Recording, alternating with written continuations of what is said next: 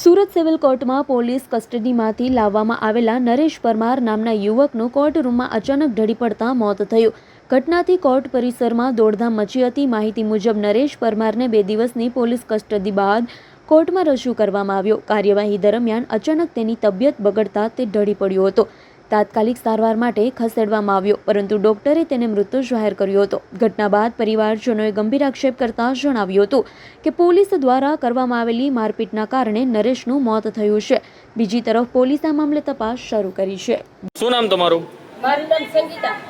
સંગીતાબેન, આ ભાઈનું મૃત્યુ થયું છે, તમારા કોણ લાગે વળગે છે અને શા કારણે મૃત્યુ થયું છે? પોલીસવાળાના કારણે થયું છે એનું મૃત્યુ. પોલીસવાળાએ મારી નાખ્યો છે. Bureau report S9 news Surat. અમારી તમામ માહિતીથી અપડેટ રહેવા માટે જોડાયેલા રહો S9 ન્યૂઝ સાથે.